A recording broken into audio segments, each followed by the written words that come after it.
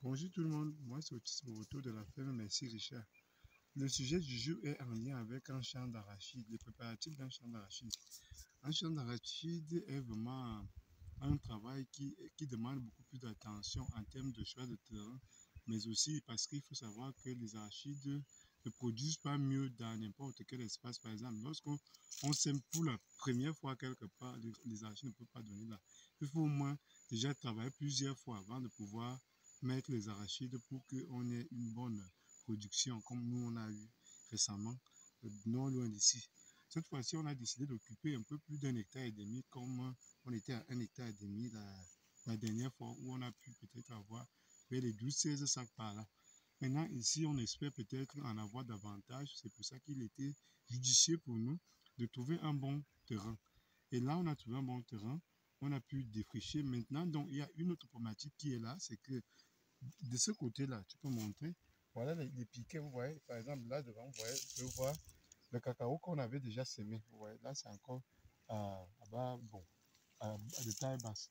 Vous pouvez voir partout là-bas, c'est le cacao et le plantain qu'on a déjà mis. Là-bas en bas, où on n'a pas encore défriché, parce qu'on défriche progressivement, parce qu'on a trouvé que les ouvriers qui étaient là ne faisaient pas grand-chose, malheureusement, alors que ces derniers étaient convenablement payés.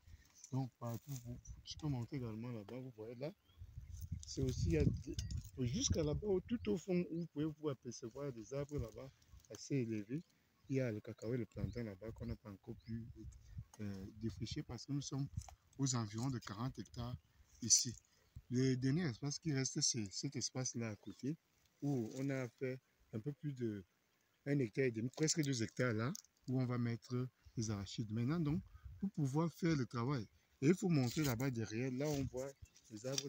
Après ces arbres qu'on voit ici à côté, c'est là-bas que se trouve le champ de manioc qui est aux environs de 7 hectares. L'un des secteurs du manioc qui est là-bas.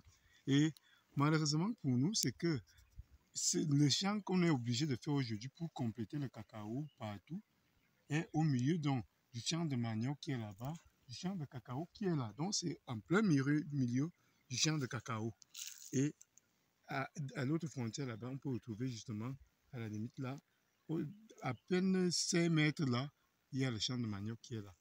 Pour ça, ça demande un travail encore davantage. Par exemple, ici, après le défrichage, on a pu abattre des arbres comme vous voyez là. Ce sont des arbres un peu plus simples, un peu plus tendres à découper, dont je ne connais pas le nom. Bon, dans ce sens-là, je vais peut-être vous dire prochainement, je ferai des recherches là-dessus pour connaître le nom de ces arbres qui sont extrêmement tendres là.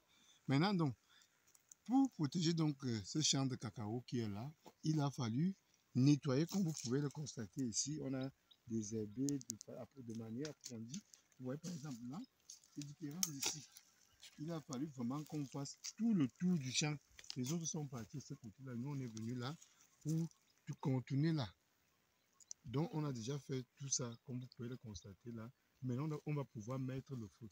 Le feu, c'est moi-même qui vais mettre le feu. Vous allez pouvoir voir le début parce que vous ne pouvez pas rester là jusqu'à la fin.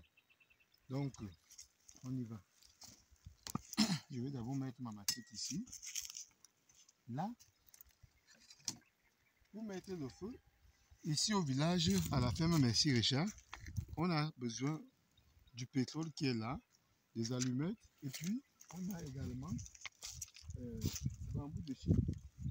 On a là, on a bien enlevé, comme ça là, on prend le bambou et puis on enlève tout ça.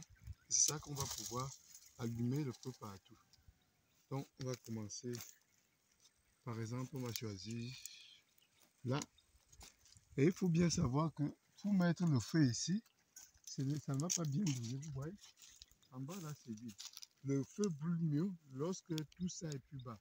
Donc là, il faudrait peut-être qu'on ajoute encore des choses, le bois, des trucs comme ça, là, pour abaisser tout cela, pour que ça touche le sol. Là, quand on va mettre le feu, ça va pouvoir donner ici, même chose. Vous voyez comment c'est, en tout cas bien brûlé comme ça, c'est qu'on a pris. Et ici, on là plus ou moins. Et puis, après, je vais pouvoir mettre ce feu. Donc, je vais mettre ce feu là. En mettant le feu là, on est sûr que ça va pouvoir prendre. Du coup là, je vais mettre un peu de pétrole.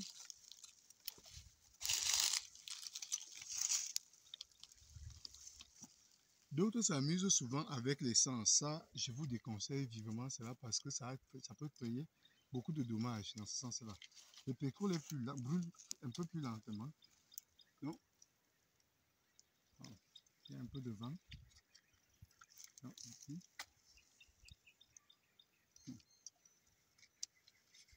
C'est la bonne période, vers les 13 comme ça. Que 13 14, il y a un peu plus de vent, du coup ça brûle mieux. Donc, on va essayer. Le vent.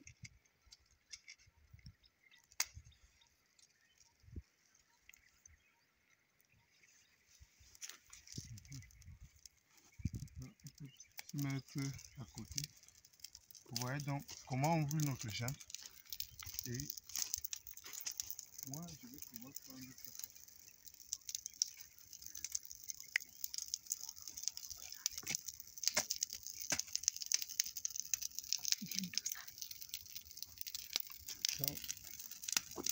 Et là, donc, je vais pouvoir mettre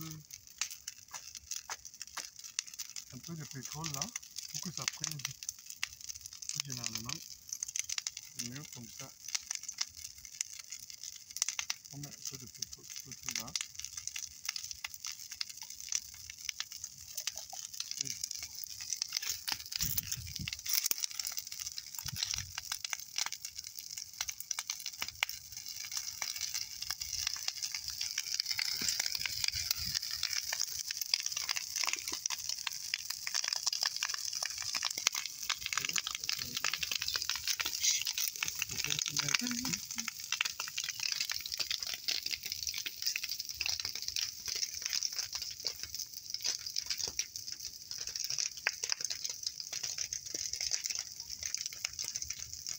Maintenant, comment on brûle. Ça va prendre là, on va aller étape par étape. De ce fait, je vous laisse parce que je vais travailler. Bye bye.